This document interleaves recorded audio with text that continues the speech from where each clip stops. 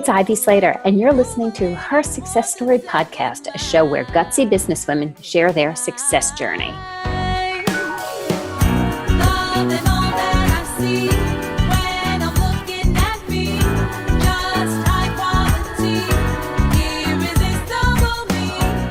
Hi, it's Ivy Slater. Welcome back to another episode of Her Success Story. And for those new listeners, we're embarking on a series all about nonprofits for the holidays. For me, the holidays are about giving and receiving. And what a greater way to understand what giving and receiving is about is to speak to leaders who have engrossed their lives and their dedication to the world of nonprofits. So today I'm welcoming an amazing woman. Actually just had a recent pleasure of meeting her in the last probably 30 days, Debbie McGinness.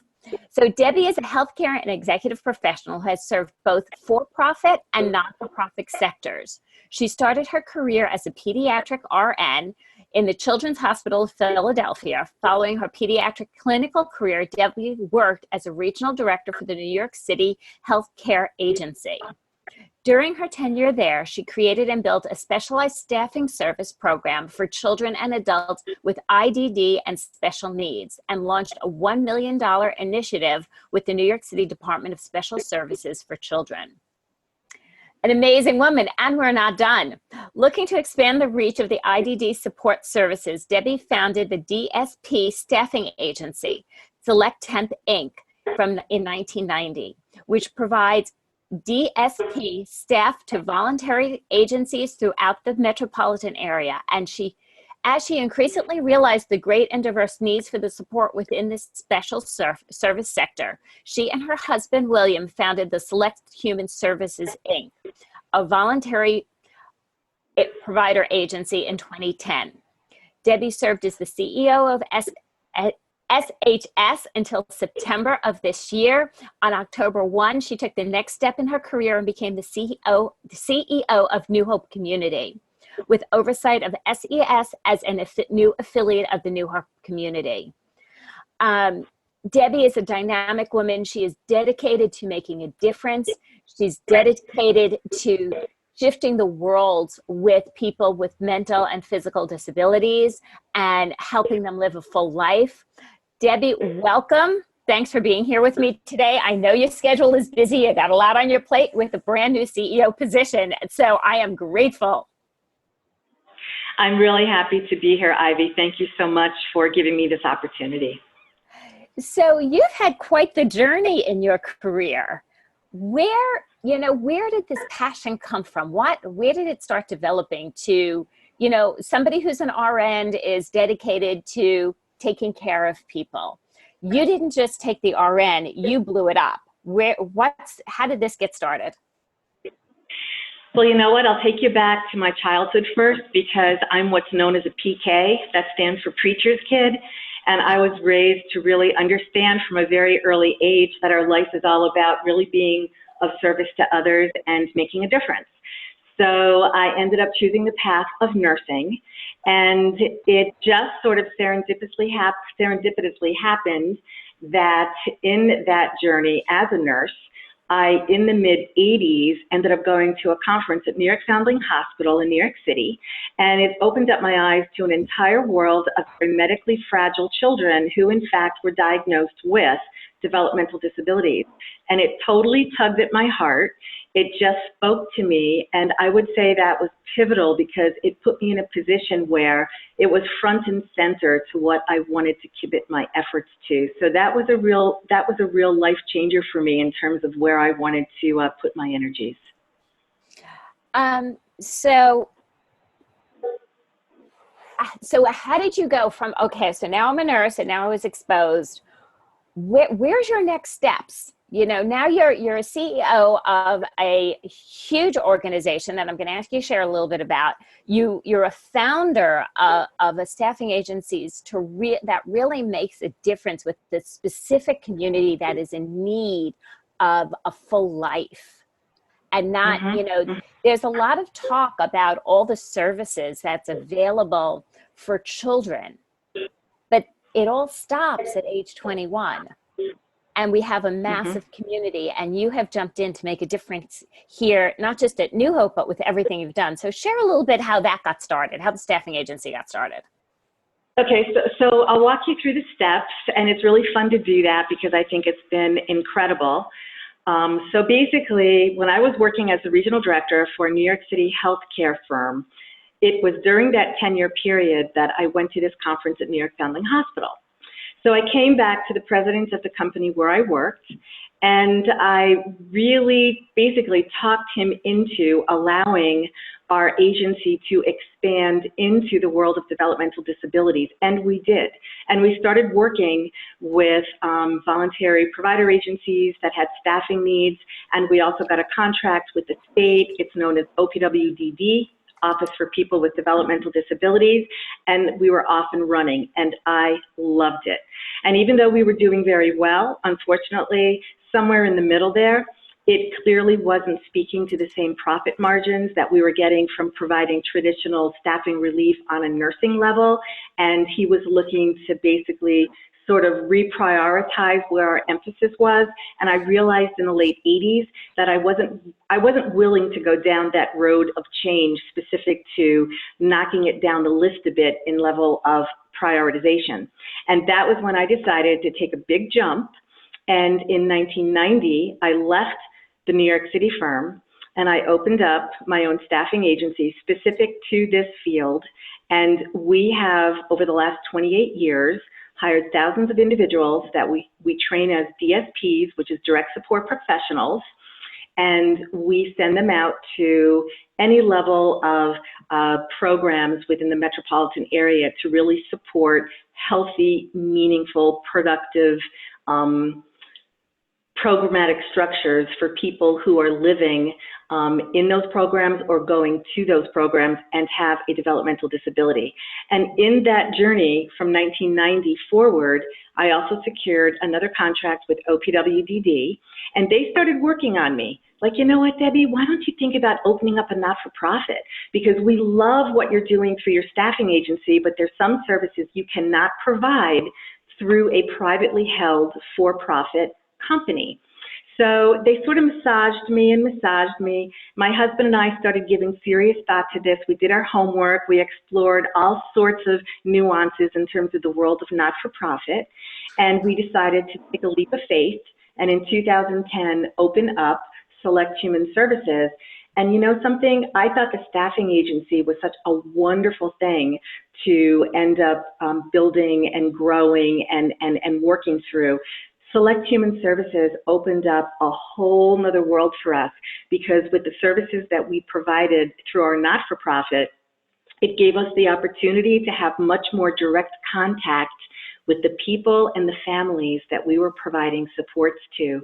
So it's been this incredible experience, and I will tell you, when we started Select Human Services, we had a handful of staff and less than 50 families that we were working with. And currently we have about 450 staff, and we work with up to 1,000 families in each service year. And there's 9 different services that we provide. And the meaning that this brings into people's lives in terms of really supporting forward, person-centered lives that have meaning for each person, you know what? I don't think it gets better than that. And we also opened up what's known as the Judy Vaughan Life Skills Studio in 2014, which is a non-certified setting and part of Select Human Services. And that provides an incredible venue for socialization and projects that bring the community and people with developmental disabilities together to do things neighbor to neighbor and really have a role in their community that's valuable and makes a difference. So clearly you're a busy woman. Yes, I am. How do you balance your life? Like, what are some of the things, any tips or tools or challenges you've had in this, and we've all had challenges. I mean, we're both, I would say, probably been around the block for a few years or two. So there's always a myriad list of what we could talk about there. But in looking at the woman, Debbie, how do you manage do it all. You have a husband, you mentioned, you have commitments, you've just taken on a new role of a CEO. How have you managed this? And what have the challenges been for you? Well, truthfully, it's always a challenge to have a healthy balance. And I think I've always tried very hard in terms of that work-life balance. Do I think I have it down perfectly? Absolutely not. I don't think reality is perfect, but I know that it's a priority for me that I keep front and center. So I try very hard to do cutoffs in terms of when I step away from the computer, step away from phone calls. I really do try to carve out time for my family, for my friends, for my community, where I know that if I don't do that, I'm going to be off kilter, and it's not going to be good for me, and it's not going to be good for my purpose and for everyone that's in my life. So it's something I'm always very mindful of, and I just tend to have those step away times where I realize, okay, that's it. Step away and really put your attention to the most important thing in my life, which first and foremost truly is my family. So I think it's keeping that sort of in your radar. You can't lose sight of that and get sucked into constant activity, because if you forget about and step away from the main focus, then you can get pulled in a lot of different directions, and it gets a little crazy.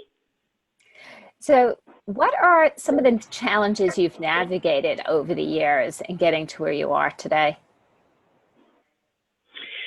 Well, I would say on a personal note, in my late 20s, I found myself going through a divorce with a 3-year-old son.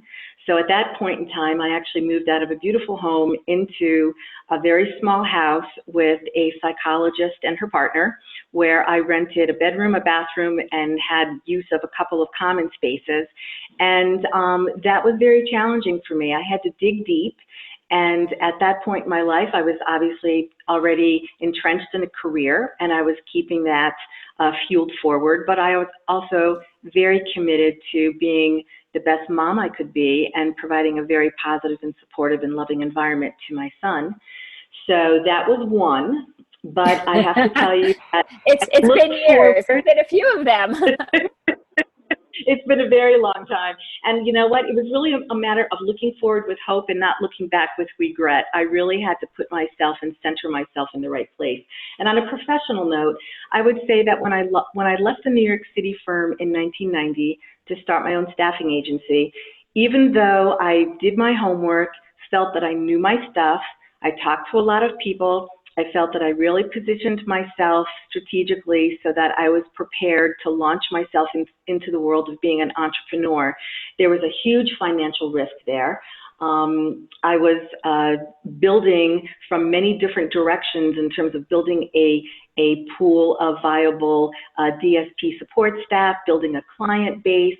I was on call 24/7 for the first 3 years because the programs that we provided support staff to were programs that operated 24/7 and had staffing needs around the clock. So that was a huge challenge for me. And on another note specific to that, there were a couple of times in our 28-year history where circumstances beyond our control did in fact take a bit of a hit to our business. And I had hundreds of DSPs that I knew I needed to preserve their viable employment. And there was a need out there that I didn't want to not meet. And I think that it's interesting because you look back and I realized that in situations where you're faced with challenges like that, you have to be aware of the gravity of the situation, but you have really got to remain calm under pressure, and you've got to keep your head down. You've got to get your plan together and your action steps, and you've got to forge forward. And for me, failure wasn't an option. And I'm happy to say that we're at a point now, again, almost at the 30-year mark, where the staffing agency is alive and vibrant and doing well. So those are three key challenges. I want to highlight a few things here because you're hitting on fabulous, important points. It is scary as sin to walk away from a paycheck that shows up, if it's every week in the olden days or every other week today, as a direct transfer into your bank account, right? To take the full jump and leap of faith in creating a business And, you know, you said you didn't just jump in, you created a business that had you on call for 3 years, 24/7. And sometimes, and you said something really beautiful, that is, you got to do what it takes. And when you're committed to making a difference in the world, you have to do what it takes. You know, Debbie, I hear clearly you're here to make a difference with the developmentally disabled community, helping them employ, live better, be better, adults, have lives. When we look at this, and you reference, economies, you know, there are cycles in economies. You know, they say the economy crashed. I never really believe that. I think there are cycles in the economy. And, you know, in being a business owner and a leader in that way, you look at the cycles and say, how can I stay committed to what my business is about and what my mission is about, regardless of the cycle we're in? And you have showed up there so big. So, and, you know, you have the best laugh and a great sense of humor with, you know, to celebrate having a business for 30 years, which is a major accomplishment. Yeah, you know, I think that this actually speaks again to when you dig down and you find your purpose and you have a real passion for that purpose, that you just, I mean, I would just say this to anybody that would speak to me about finding their path in life. Dig deep and really happen on what most fuels your commitment, your motivation, your dedication, and then don't let things pull you off that path. And just to really be very clear on what you need to do to be in a really informed and solid place, and just keep building from that point and surround yourself with good people, supportive people, you know, have a mentor, be a mentor. There's a million different things that factor into this, but I'm telling you, once you find your passion, you do not want to deter. So you come up with the formula that makes it work for everybody. So I have to ask this next question. So after running your company for 30 years, you and your husband, you made a life-changing decision in the last few months. Yes. Care to share a little bit about that and what motivated that?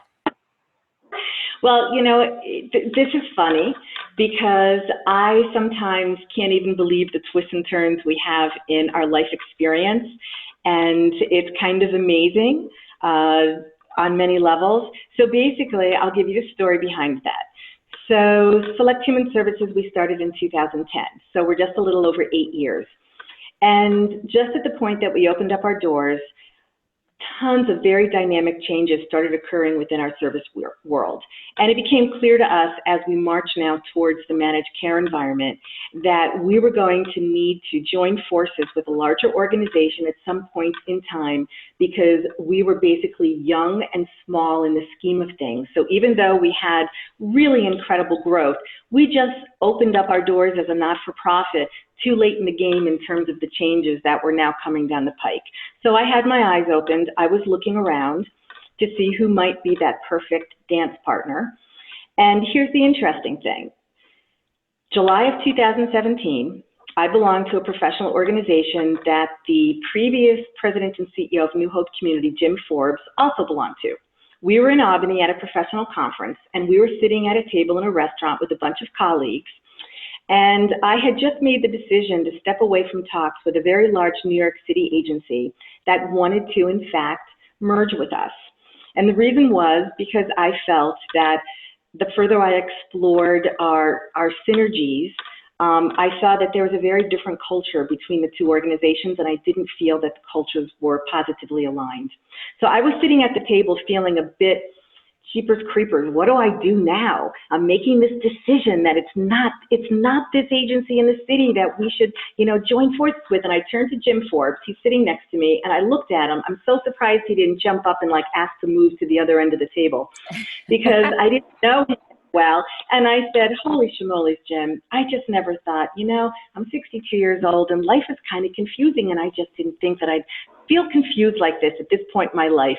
And he kind of bowed his head and folded his hands, and he said, talk to me about it. What's going on? So I told him how I was going to be stepping away and why. And he looked at me and he said, it sounds like the right decision, Debbie, and I'm going to say something right now. I want to invite you to come visit New Hope Community. Come talk to me. And that was the beginning of a really wonderful, very collegial relationship between Jim and myself. I had never heard of New Hope Community before. I had never been up to Lac Sheldrake, and I did indeed come to Lac Sheldrake to visit New Hope Community. And I fell in love with the people, the programs, their outreach. They were the perfect partner for Select Human Services. So ultimately that moved into a discussion where our two agencies made the decision to become affiliated, which we did effective July 1st of this year. And then, interestingly, I did not know that Jim Forbes had something else up his sleeve. And that was that in the beginning of this year, in the middle of our affiliation talks, he goes, hey, you know what? I'm looking to retire the end of September. And I was like, really? Wow, that's so exciting. And he said, yeah, we're going to do a nationwide search for my replacement. I don't know how it's going to go. This is like a big deal. But anyway, for 2 or 3 months, he's talking to me about this. They did their nationwide search. The next thing I know, he comes back to me and he goes, Debbie. Now, we had gotten to know each other very well by this point. We were carpooling every week to our weekly Hudson Valley service provider meetings and talking about all sorts of stuff. He said, I want to propose something to you. I think you'd make a really good CEO for New Hope Community when I retire. What do you think? And I was like, what? What are you talking about? And that's how it started. And then he came up with this ingenious proposal where he was proposing that another colleague here, Bakar Singh, that he could be boots on the ground with operations and move into a presidential capacity. And he was looking for me to throw my hat in the ring as the CEO. Also looking to strategically plan, moving forward, assist in new programmatic growth and diversification, et cetera, et cetera. Well, let me tell you something. I had such trepidation about this because Select Human Services is a $7 million organization. New Hope Community is a $42 million organization. so you're saying the numbers are a little different? A little different. And I was trying to figure out if I could jump from one planet to the other. And, you know, I got to tell you, Ivy, it was just incredible because I met with the search committee. I met with the board. Jim and I had many heart-to-heart talks. I spoke with my leadership at Select Human Services.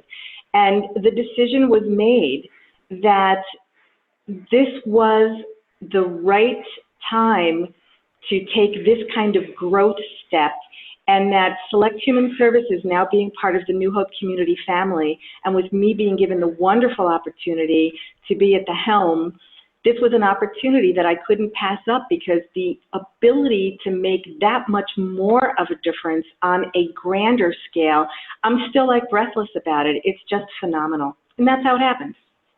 You know, a lot of people don't realize what's available out there. So share a little bit about, you know, I know New Hope for probably over 15 years now, probably longer. Debbie and I were brought together. So I speak a lot in my teachings with the business I do. I teach a lot about the value of relationships. And Debbie doesn't know me that well, so I'm kind of like enlightening her, let alone, you know, just sharing with all the listeners out there. So I teach a lot about the value of the relationships, and great business leaders understand the value of cultivating great relationships, and it's built on over years. So interestingly enough, how Debbie and I met is my old printing partner, a gentleman named Michael Linden. We were in business together for close to 15 years, and we're still very, very near and dear friends. And he's been involved in New Hope since I've known him, and his uncle was there, and now his son lives there. His son, Andrew, who I love and adore. And he's like, hey, we're going to do a little something in the city, you know, want to come have a cocktail? And I was like, of course. I said, hey, let's meet for, you know, a cup of coffee beforehand and catch up, because he's not in New York City all that much anymore. He's moved. So we have this lovely, you know, catch up. We can't talk fast enough. I was like, okay, so who should I meet upstairs? Who am I going to know, and who should I meet? And he goes, you need to meet Debbie, our new incoming CEO. She's amazing. You have to meet her. And I'm like, okay. I meet Debbie. He doesn't even introduce me to her, but now I'm on the lookout. I'm like canvassing this cocktail party. and this, meet and greet about New Hope, saying, I need to meet this woman. And I'm like, hi, Debbie, I'm Ivy Slater. I need to meet you. And she had no clue, but when I said hello, chatted a little bit, and then saw her speak and went over to you and say, I want you on her success story. You're a woman who has dedicated your life to building businesses, making a difference. And listeners, I want you to get it. Debbie built a $7 million organization and has now been recruited to lead as the CEO. I just making sure I have my numbers right, a $42 million organization. Right. Women can do as much as we choose. Share a little bit of the impact and the big impact that New Hope makes, the organization you're leading. Oh, absolutely. New Hope has phenomenal programs. They have 40 residential programs that are so person-centered, so dynamic, very active with the community, in beautiful homes. The staff here are so unbelievably dedicated to their relationships and their level of support. We just had a bunch of educators from the Pleasantville School District, that's in Westchester County, come up last week to go through some of our homes, because they do have students aging out. You talked earlier, Ivy, about kids when they hit 21, and they were just so blown away by our campus. And, we have a greenhouse, we have therapeutic riding, we have beautiful barn with stables, we have horses, we have a dog, we have a guinea pig, we have a parrot, we have 2 little ponies, we have a big organic farm on the campus of the SUNY Community College. We do a lot with their culinary program. We give food to local food outreach programs. We bring in very healthy food to our homes, as well as to our bistro in our main building, so that it's all about healthy and fresh. We have incredible day hab and what's known as day hab wow without walls programs, where individuals are really becoming very meaningfully engaged within our community. We have supported employment, where people are also working in businesses in the community. We have self-direction, which we just started, which is where people end up having their own budget and, with the support of a broker, decide what they want to purchase, so that they literally individually tailor their own service and supports in their life, and then pay for it through the total dollar amount they've been given for their self-direction budget. So there's a tremendous amount that New Hope offers. I think it's incredibly dynamic. We're also very engaged as a community member. I actually just met with a couple of community leaders recently, and we're looking always to be aware of unmet need in our community, because one thing that I want to be sure that I state here, because I think it's very important, is as much as I feel New Hope and Select Human Services are making an incredible difference in the lives of both children and adults with developmental disabilities, I need to say that you also, and we also, are very aware of the fact and the need to step back, have a global perspective, and also be a very committed community member in terms of unmet need in the community as a whole that goes outside of the realm of developmental disabilities. So here in Sullivan County, there's a lot of unmet need, and we are actively working to partner with other community people and organizations to say the health of our community as a whole matters to us. So it's not just the world of IDD, it's the world in general, and we want to make a difference on that level too. So Debbie, I have to ask, as a leader and who's done so many things in your career and your life, what surprised you? What came? We've all had our surprises. Has there been any significant ones for you? I'd say the biggest surprise is that even though in the mid-'80s, when I went into New York Foundling Hospital and this just touched me, and there I was often running in a particular direction, I think the biggest surprise is how much this has impacted on my life and how much it has opened up my eyes to a whole world that I really just never knew even existed before the mid-1980s, and the relationships that are built, the people you meet, the opportunity that is out there. I mean, I feel very grateful and blessed because the surprise is that it's made me, I think, a more plugged in, caring, involved person. I don't think I would be where I am if I hadn't ended up moving into this particular field. What tips do you have for our listeners today as a woman, a business owner, a CEO, a woman who you continue to set an example in leadership of never letting challenges stop you and consistently seeing opportunity and jumping on it, is what I see from you, from getting to know you. What tips and challenges do you have to share with our listeners? Actually, tips in it. Well, I'll just leave it as tips, Debbie. Just tips. Thank you. Keep it nice and simple. But I actually have a bunch of little answers to that one big question. And I'll get back to people really dig deep and don't shortchange yourself. Really take a little time to self-discover. And I say there's nothing better to really optimize your life experience, the ability for you to accomplish and to give back, than to base it off of something that truly is your passion that will drive you. I also think that, you know, whether it be for-profit or not-for-profit, you've got to be smart. You have to do your homework. You have to know your stuff. You need to reach out and network. I think always having relationships, both personally and professionally, you will learn from others. Don't do things within a vacuum. I think that you have to really tell yourself and believe in the fact that reality will always put barriers in front of you. There will always be stumbling blocks.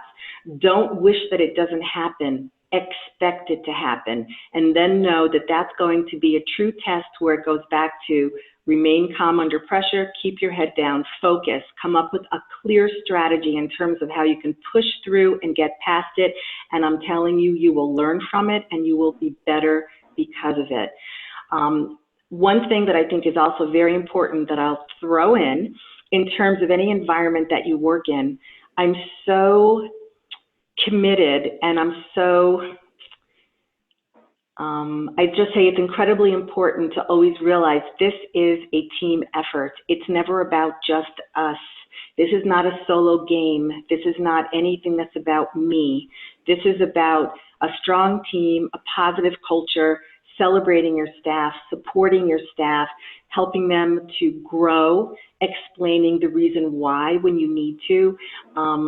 We really need to know that this is something we are in together, and there's nothing better than a healthy, positive culture to be able to get done what you need to get done. I love that. I love that. No, we don't do this. Leadership is not done alone. That's for sure. You can't be an Indian chief without Indians. Correct. As taking the metaphor a little backwards, but it's very, very important to understand that that as a leader, that your communication with the people who you are leading, that you're not at this alone, that the entire impact of growth and the biggest difference you can make is by embracing everybody you work with. Exactly. And you use the word communication, and that is so key, because I know that when people feel like they're in the loop, when they feel that they're part of the process and ultimately part of growth and movement and possibly a solution, when they know what's going out, they're included, that's absolutely critical. So yeah, communication is absolutely key, and a very, very positive culture. You always have to cultivate and build that. Well, Debbie, thank you so much for taking time out of your rather busy schedule of today. My pleasure. Here on Her Success Story. Listeners, you can see all of Debbie's contact information in the show notes. It's Debbie McGinness. She is currently at New Hope. You can find out information at New Hope about New Hope as well. Her background, her history, and how to stay in contact. I always say LinkedIn is a gift. you know, you hear something interesting, let people know. Of course, please leave us some notes in her success story. Let us know what's impacting you and how we could be of more service to you. Debbie, thank you again for so much of your time today. Thank you, Ivy. I appreciate it very much. Listeners, stay tuned for more episodes of Her Success Story, and we're going to continue with the series on nonprofits.